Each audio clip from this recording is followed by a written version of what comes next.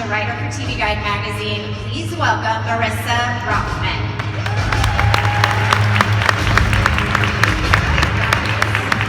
How great was our trailer? We don't want to waste any time because we really want to talk to the cast and crew of the show. So please start by welcoming executive producer Dustin Thomason.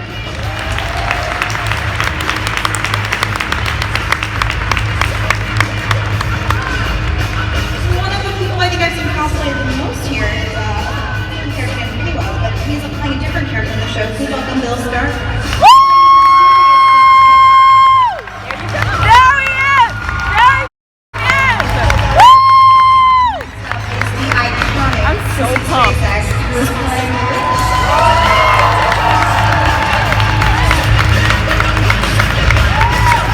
Sissy Spacek! Oh my god! Okay, now I'm calling. is André Holland, who plays Henry.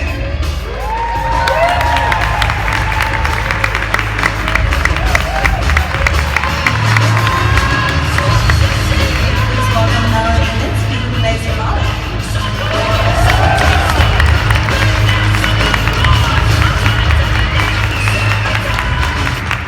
And then we have the creator and producer, Sam Shaw.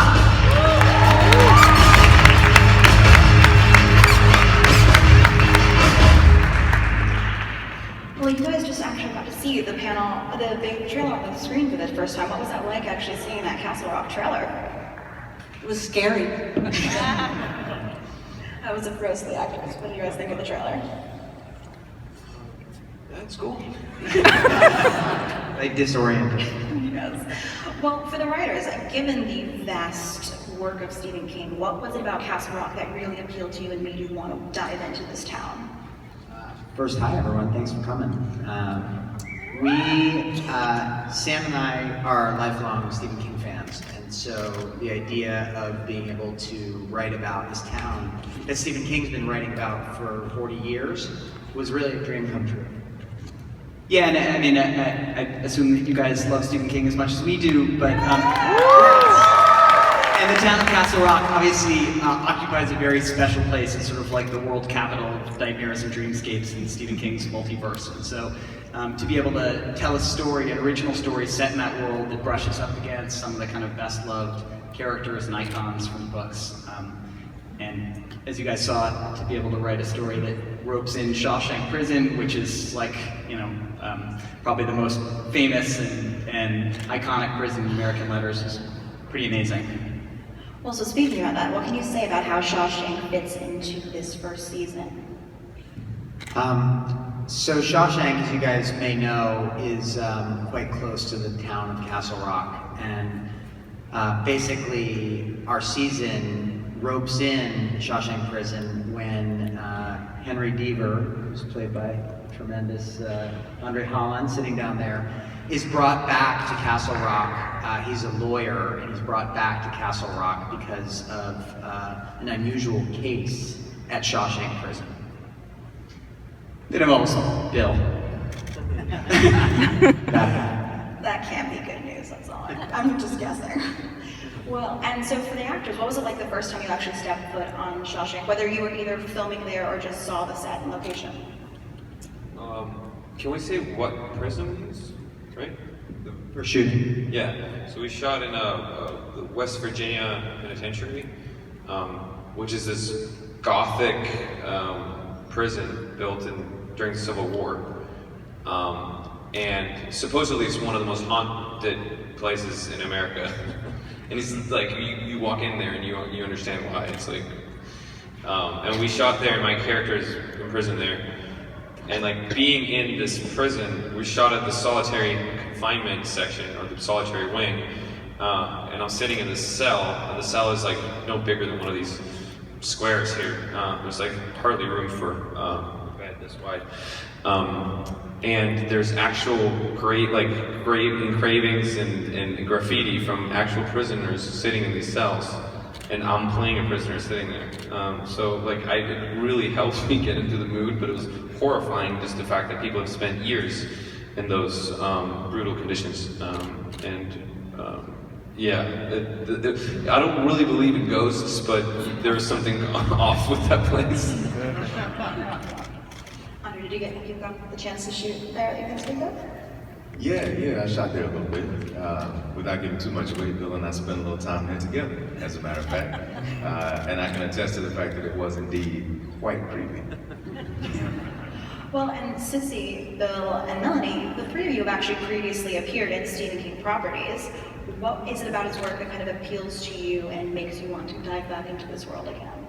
Well, I was afraid that I might never have the opportunity to do something as twisted as this. And it's kind of an homage to Stephen King, and I certainly owe Stephen King a lot. As do I.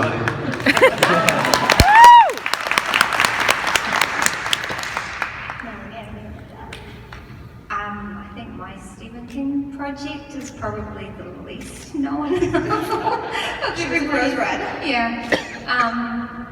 But I think my favorite thing about his writing is just how clearly drawn the characters are.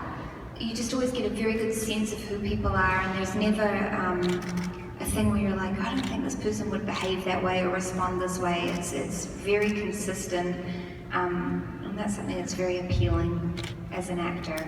And the other thing that was so wonderful about this script was it's very true to the traditions of Stephen King, and there's a lot of that threaded in, but Dusty and Sam have such a clear voice as well, and are such amazing storytellers, so it felt like a very sort of clear narrative coming from a couple of different directions. It was pretty special. Well, Sissy, looking specifically at Carrie, was there something in particular that you remember about that experience that you took kind of throughout your career that's helped you along the way that you can speak to? Was anything about Carrie? Was there anything in particular from that experience that you kind of taken, especially for a project like this when you go back into the Stephen King world, was there anything particular about that filming experience that you've taken with you throughout the years? Oh, I haven't been able to shake that film off for 40 years.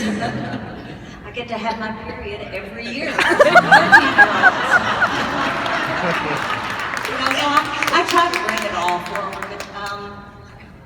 I think, though, that for me, this role in Castle Rock is certainly very different than that, but so no, I don't really know how to answer that question. Well, so the answer is I don't know.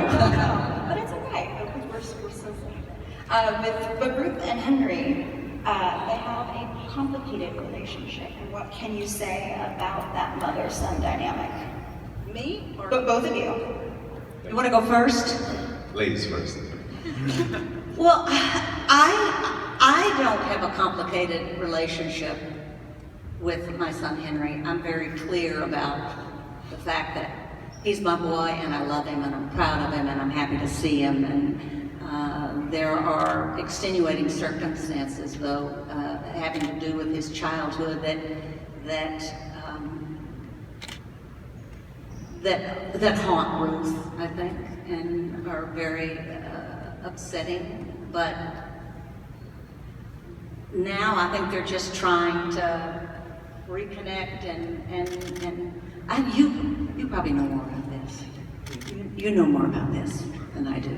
Ruth is kind of living in her own little world, so I'm having a wonderful time with you. I'm having a wonderful time with you too. Yeah, my character does have a bit of a complicated relationship, not only with his mother, but with a lot of people in the town, because of these extenuating circumstances that have affected Henry, right? And so a lot of what we come to understand throughout the series, throughout the 10 episodes, what we see is a person trying to reconcile that, which I think is really fascinating, and it's what drew me to the part. I mean, the writing on this show, the pilot of it is probably the best pilot that I've ever read in my life. So that's really what attracted me to it. And every week, it just keeps getting better and better and better. The characters deeper and deeper and more complex. And getting to untie those knots with somebody like this is a dream come true. We have fun. Did you guys do anything in particular before filming started to kind of grow that bond? Did you guys go out to group dinners, anything in particular? We all saw our therapist. Did the therapist advise you to take the show, or did they advise you to run in the opposite direction? I think they said run. But on the other hand, maybe it helps them for the next few years. They've got some material to work with that way. For Bill, given the mysterious nature of your character, how much did the writers actually tell you up front? Not all that much. I tried to get as much as I could out of them,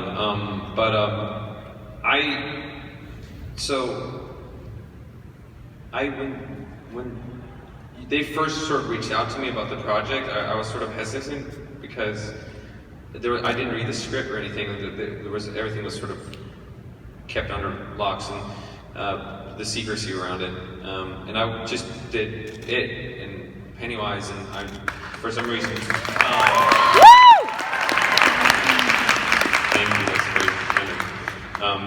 And I didn't want to, for some reason there's this teaser trailer that was on YouTube for Castle Rock, and Pennywise was as a title character being on the TV show, and I was really confused. So I'm oh, there's going to be a TV version of the character I just did. So I was a little bit hesitant going into the project because I just did it, and it was so I just didn't want to. I've been too familiarized with the world, and then I read the pilot, and just like André said, it's spectacular. It really captivated me, and the character is so, I love the character, just so mysterious. And then I met, Dusty and Sam, and we had, an hour and a half conversation, and I left that meeting going I really want to do this. I really, really want to do this. It's just something completely different. I mean, obviously it's the same sort of genre and true to the themes of Stephen King, but the characters couldn't be further away from Pennywise, and it's just so much fun for me to challenge myself and do something because the character is mysterious and he's dark, and he's sort of a fringe character. He's very different from who I am, right? And I just love to play characters where I can sort of transform and become something that I'm really not in real life. So it's a really special project. Well, I think part of the joy of writing for actors like these is that you also can let them help you find the nuances of the character. And I think in every case, with every actor on this stage, we had a really strong idea of who the character was and where they were going, what their journey was over the course of the first season. But working with these guys has profoundly shaped the nuances and the direction, ultimately even sometimes where the character's going, because you get to see what they're doing and you get to hear their thoughts about how they're getting inside of these characters, and it really transforms the way you think about the writing as well. When you guys were doing the initial casting for the show, were you looking for people who had been in the Stephen King universe who could actually get his kind of writing, or was it something that just happened? Is Jack Nicholson down there? Honestly, it wasn't that specifically, but there would be these moments where we'd say, oh, and it'd be incredible to have someone like a Sissy Spacek-like actor, as if that's a category that, no, there's just Sissy Spacek. And so it was so incredibly gratifying to put this cast together. Honestly, it's a dream for us. I mean, Dusty's absolutely right. It's these actors teach you as much about the character as you, as a writer, invent them yourself. You're sort of co-creators, and so it's hugely exciting for us to get to live in this world, this sort of Stephen King sandbox, but also to get to do it with these brilliant actors has been a total joy. Well, and Melanie, Molly is a real estate agent in Castle Rock, and I imagine that is not an easy job considering everything that has happened in that town. What can you say about what kind of a woman she is? Is she honest in her approach, or is she very manipulative? I mean, I think she's hoping that people don't ask too many questions, because every house, there's a history. Something horrible has happened everywhere. So she's just trying to do her best and put a positive spin on it. She's a very interesting person. It's a super weird job to choose in that town, but respect to Molly. She's not wanting to make it easy for herself. Well, and your real life mother is actually a real estate agent as well, correct? Yes, my mother is a real estate agent. So did you in get a small town. Did you get any pointers from her? Did she have any advice for what your character should be doing to actually sell these hard to sell real estate properties? No, I didn't get advice from my mother. No.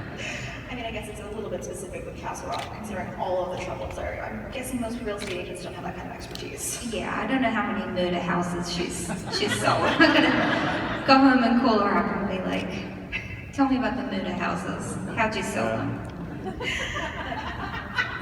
Well, given the vast array of Stephen King books, is there any kind of characters from his novels or short stories that you're looking to bring into Castle Rock that you can preview? Yeah, well, part of the approach from the beginning was that we were going to tell an original story set in the Stephen King universe that kind of brushed up against the iconic locations and some of the characters that we all know and love from the books. And so I think that we've taken an approach where actually everyone on this stage is playing an original character who we hope really embodies the spirit of Stephen King. But then these guys all brush up against, in some really important ways, some of the characters that we know. And so in the first season, for example, Ruth is in a relationship with Alan Pangborn, who was the sort of legendary sheriff of Castle Rock, played by Scott Glenn.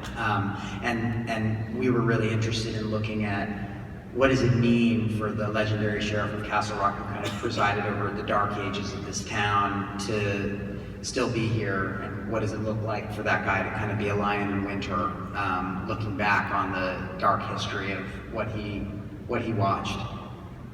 And then I think even in the construction and imagining these new characters who occupy this world and this story, there are a lot of ideas and tropes and themes that recur throughout Stephen King's library that we tried to metabolize and incorporate into the storytelling. Like, nobody had a good childhood in Stephen King, nor in our show. There's a lot, there's a lot of traumas of childhood revisiting the adult, and so part of what was fun for us as just fans of the material was to return to the books and almost to engage in this like wonky kind of book club together, and to try to get to the heart of what has compelled Stephen King for 4 decades, and to try to reimagine it for a TV audience now. But I think that it stands on its own. If you're not a fan of Stephen King, if you haven't seen his movies, if you haven't read his books, I think it still works on its own. Thank you, Susan. You're welcome. That was always absolutely the intention too, is that we wanted to both reward fans like us, people who know every deep cut reference to Stephen King, and fans who love the iconic films, and also to be able to bring this story to a new audience and to people who maybe weren't as familiar with the stories of Stephen King, and maybe they sort of feel like they're getting a little bit of a touch of Stephen King, but really what we're doing is bringing them into the kind of world and the feeling and the tone of something that Stephen King has been creating for a very long time. Well, I know you guys mentioned that you did some research by rereading some of these books.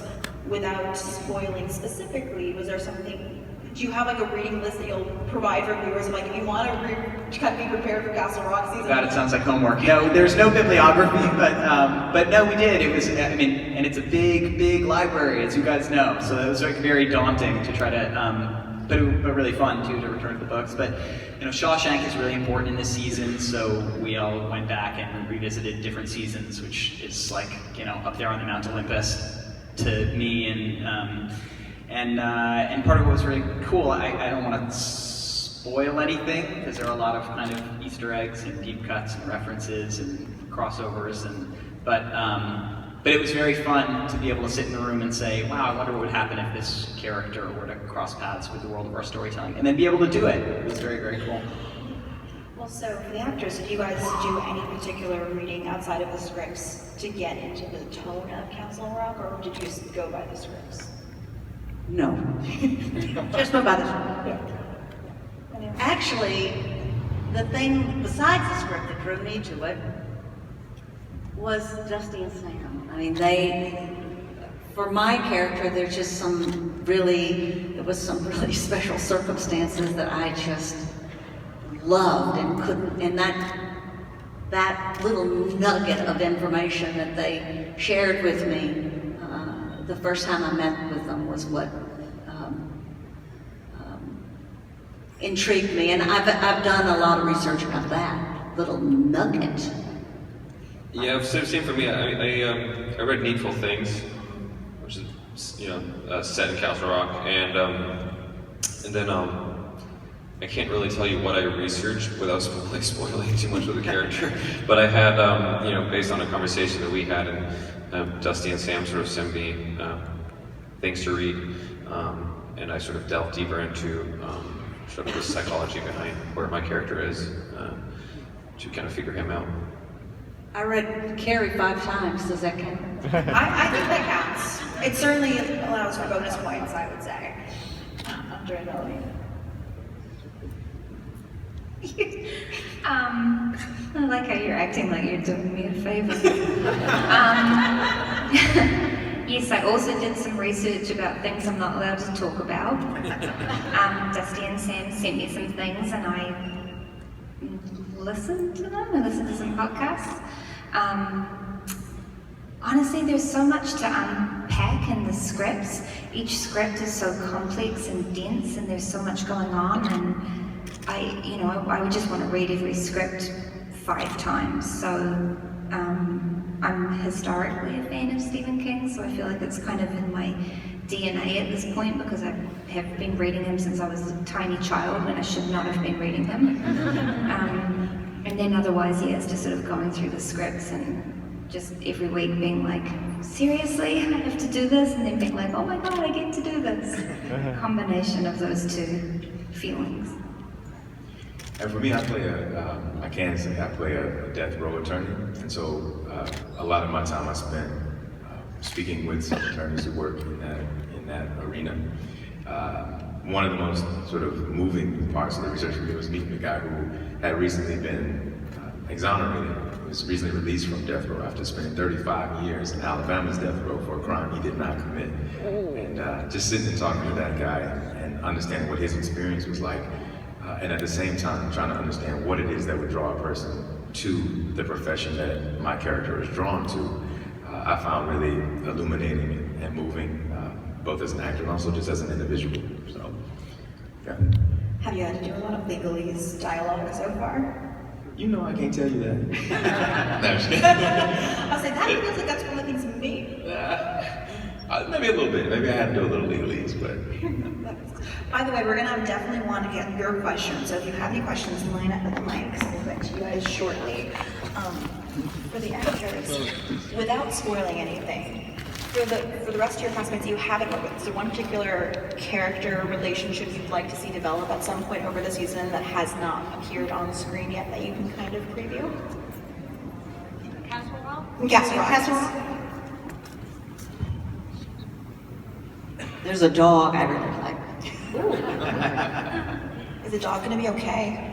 I think that's also... No spoilers, but yeah, but we needed a really good dog actor. Oh. I mean... Yeah, I think it's hard to say that without spoiling too much, because we're like halfway through. So if we give away a little bit, like, oh, I really want to work with that person, you know that we haven't worked in the first 5 episodes together. Okay. Is there something that you can say in terms of what was the most challenging scene that you've done so far without actually spoiling what the action is, please? I had to clean a lot of 19 trout. Ooh. And that was, I was up to my elbows in fish guts all one day. While having a lovely scene with my son. That was... By the way, can I ask, had you cleaned a trout before? Because that was like professional level trout cleaning. No, I did that day.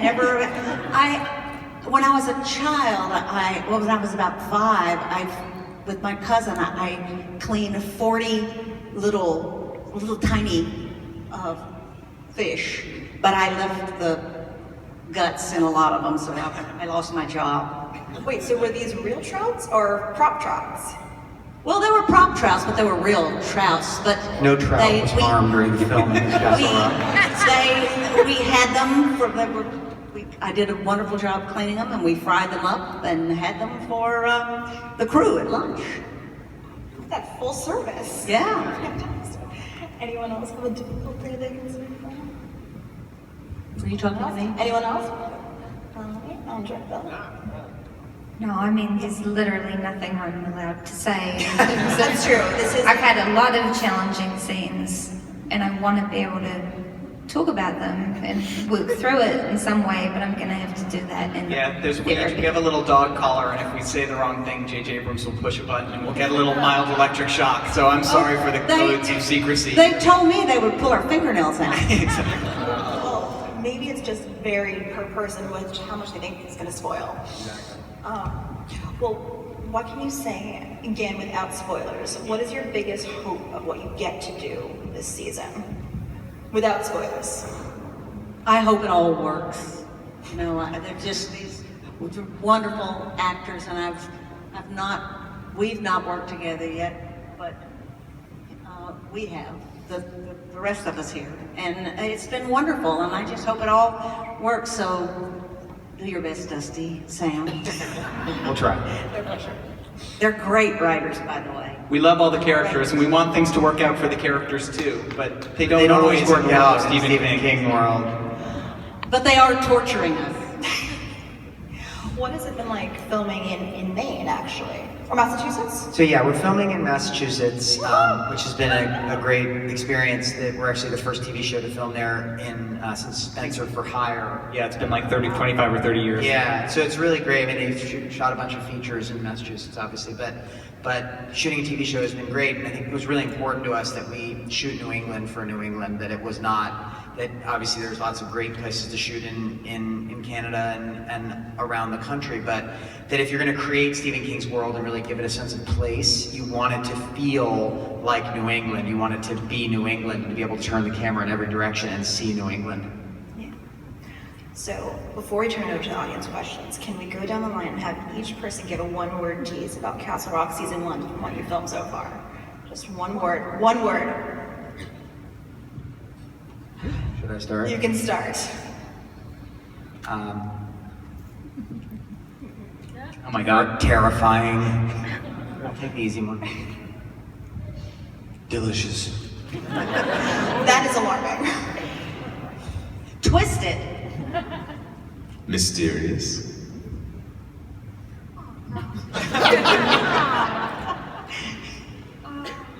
Everyone used all the good ones.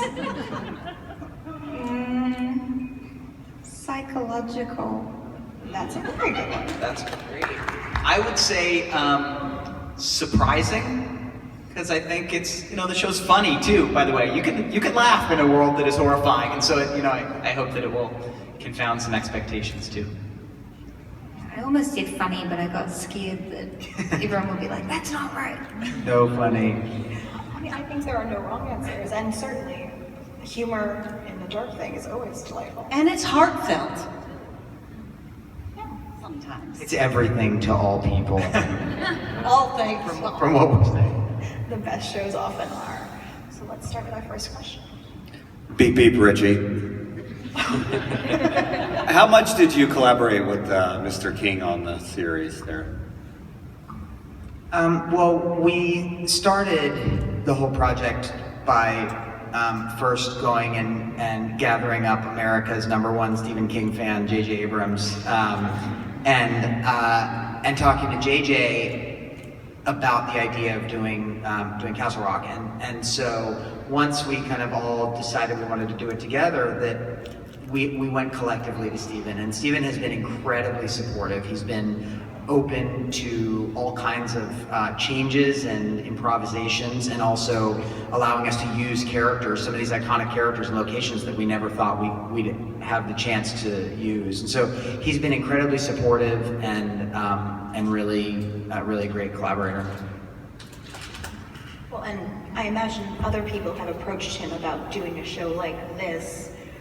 Have you heard anything about what? We were told that we were not the first Oliver Twist coming to him with our hands out asking to set a show or a story in this world, and that he'd been precious with allowing somebody to do that before. So we feel very, very lucky that we got to have the keys to the most terrorized city in America. Absolutely. Hi, my question is for Bill. which I'm sure you know because I've been staring at you this whole panel. It's not weird, you're here. You're never at cons. So I wanted to know, since I'd love to be able to ask you about your character, but you're not allowed to say anything, and this is your second time acting in a long-form television series adapted for a streaming platform. So what do you find most creatively satisfying about playing material out in that format? And then also, when you research into reading Stephen King's books, do you read them in English or Swedish? English. I like to read whatever, if I can read who the author, like his own words, without them being translated. So Swedish book is in Swedish and English. Yeah, no, I think the streaming, we're doing an anthology show and 10 hours of one story. And it's sort of the thing, I kind of grew up seeing television become what it is today. Like when I was, I remember being 15 and sort of watching The Sopranos, and when that major shift happened, and to what it is today. And I think for novels, or for writers, I guess, there's the 10-hour or the TV show format is sort of the only thing that can compete with a novel itself. You can go into really, delve deep into characters and developments, and as opposed to just 2 hours or an hour and a half movie.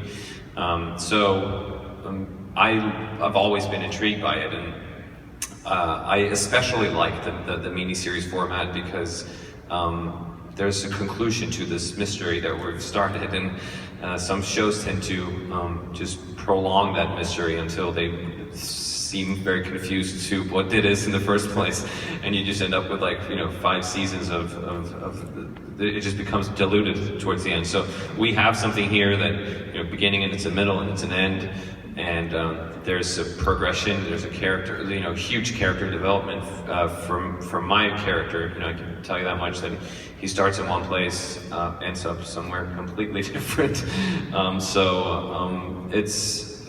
It really is, I think, for an actor, such an amazing format to really delve deep into. 2 episodes is a feature film, so we're essentially making 5 feature films here in terms of material, and it's great. Thank you. Thank you. I'm Ty, I'm from Brooklyn, and actually I went to school with Sophia Lillis and her brother. So, yeah, I have a question for Bill. So, I know in it you worked with a cast of kids, so what's really the difference, if there is a difference, between working with a cast of kids and working with a cast of adults? They're older. No, the kids in that movie they were such professionals, and I think it's important in raising kids or being around kids is that you treat them with the respect that you would treat an adult. That's what we did with that movie. So we listened to all of their ideas and encouraged them to be who they are and respect them for their minds. And in return, we got the amazing performances that we got in that movie because of it. They were free and they were encouraged to be who they are.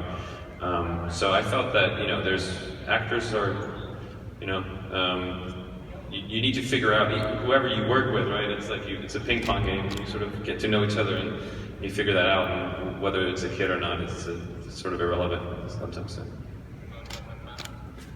Hi, I'm Elian from Argentina. First, Bill, we love your Pennywise.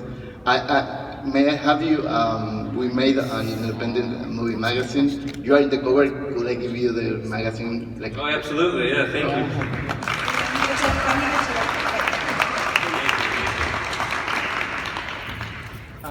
Well, the question is, which is, for all the panel, your King's favorite story? It's a great question. I'll start with my kind of one that I always go back to again and again, which is The Stand. I love The Stand, and I think to Bill's point, the novel, the 1,000-page novel that is The Stand. Obviously they've adapted it and can adapt it again, but it's that's why doing a TV show of Stephen King is so great, because you get that nuance. Carrie.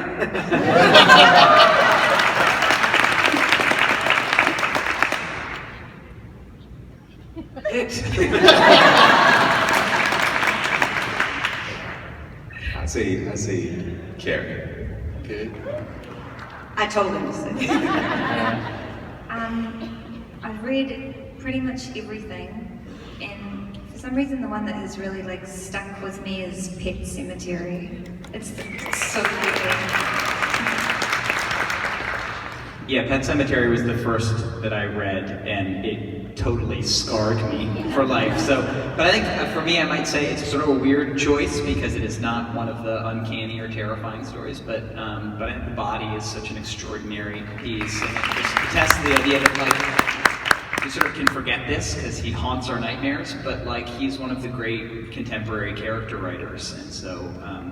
And I think it's possible to explore the depth of his character writing in a slightly different way if you have the canvas of 10 episodes than you can sometimes when you're writing a 2-hour movie. So it's been fun to try to emulate. Thank you. There are a lot of you still want to ask questions, so if we can just keep to questions for the cast and crew, that'd be great. Oh, okay, then it could be open to anybody, but what is it like doing being a horror actor, in a sense? Anybody? I don't think I don't approach it any different than any other genre. Like whatever, if it's a horrific scene or a lovely scene or a funny scene, I think I sort of approach it the same way. How about you guys? Me too. Same. I don't see there being a difference. Yeah. Yeah, and anything that's well written, I think, has elements of a lot of different. There's some humor, there's some tragedy, there's some horror. That's the thing that makes you, So you're just sort of playing the intention and the reality of it, I think. Thank you. Do you find you guys actually make more jokes offset between takes when you're filming a darker scene, or do you try to stay in the mood? We're funny all the time. I've been too tired for jokes. That's also valid. Hey guys, I'm Jenna. It's really exciting to be here and see you guys, huge fan. This is for the actors, and it's actually kind of piggybacking off of that last question. I was wondering if you guys have any routines or rituals that you do that are unique or quirky to get into a role, and then if you have anything that you do to decompress and sort of get back to yourself. I mean, I think probably every actor has their own process in terms of what it takes to get ready for a role or for a scene. They probably won't tell you because it's usually secret on some level, or personal on some level. But I think at the end of the day, it's for me, it's asking a lot of questions and figuring out what the right question is to ask. Who am I? Where am I? What do I want? What's in the way of what I want? What am I willing to risk to get what I want? What will I feel like if I do get? And on and on and on. That's sort of where I start. I don't know. I mean, just try to be that, crawl inside of that character, and I try not to let go of it until the end of the shoot. So this is particularly challenging because it's going on for a while, and I'm kind of trapped in that world, which I want to be trapped in. But I tend to take part of each character with me for all eternity, I'm afraid. So thanks a lot. Yeah, it's I think characters become old friends, the ones that you've done, and then you kind of, I mean, you've done this for so long, but there's. For me, sometimes I look back at characters that I played and I kind of miss them, old buddies of mine. It's oh yeah, we had fun. I actually love my character in this, Ruth Deaver. Love her, love her. So. I touch a lot of things. I know that sounds weird, but if it's all right.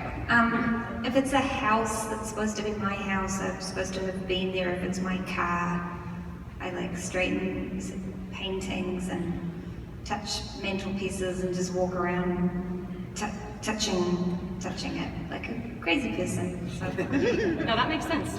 Thanks, guys. Hi. So my question's for Dustin and Sam, and I was wondering, so many of Stephen King's books have delved pretty deep into some supernatural themes, and they've gotten pretty bonkers. There's like crazy stuff that happens. So I was wondering, how far is this show gonna delve into supernatural themes and things out of the ordinary? Dusty? I guess what I would say is that even to answer that question might be to spoil your experience in watching the show, but a lot of really terrible things have happened to the town of Castle Rock and to the denizens of that town, and trying to make sense out of them and figure out what is a supernatural event and what is just dumb luck, and who is a monster and who is a victim, and it is sort of part of the fabric of the mystery story that unfolds. But it's not lost on us that things tend to get pretty bonkers in Stephen King, and we like bonkers too, you know? Thank you. Hi, my name is Clara. My question is, with so many successful storylines in the Stephen King universe right now, was there anything that was off limits for the series? You know, I think for us, we really came to it as wanting to tell a new story that felt really fundamentally Kingian, and so it wasn't so much a question of, can we tell this particular thread of Pennywise or Carrie or whatever sort of is your favorite Stephen King novel. It was more like, how can we tell a story that really honors the spirit of what Stephen King has been trying to do and what he's been doing over and over again in books for 40 years in different ways. A lot of the books have resonances where you see that they're sort of at some level telling the same story, and I think part of what we were trying to do was to honor that and yet to tell a new story that people could sort of watch unfold without any of the, without kind of a context for it even, except for what people love and know about Stephen King. Thanks. I think this is going to be the last question. My question is for Bill. And what was your initial reaction when you found out that it was such a massive success that it is? I was happy. I still haven't wrapped my head around it, really. You know, we worked really hard on that movie, and I worked really hard to try to, you know, make that character something, you know, new. And during that process, I was terrified of how people would, you know, think about it, and how people would, if they would hate it, or if I would just kind of let people down and all that. And I sort of decided not to think about that at all. So when it became such a huge success, I was like, oh, I can't let this affect me either, you know? So it was just like, I'm really happy that people enjoy it, but I don't want it to sort of, yeah, it's a really surreal thing that it became such a, you know, a huge thing, but I don't know, I'm happy, I'm glad. Thank you. So before you guys go, would anyone here actually be willing to live in Castle Rock? Raise your hand if so. No. It's a really tough real estate market out there these days, so sometimes it feels like maybe it would be a good idea to try to buy in Castle Rock.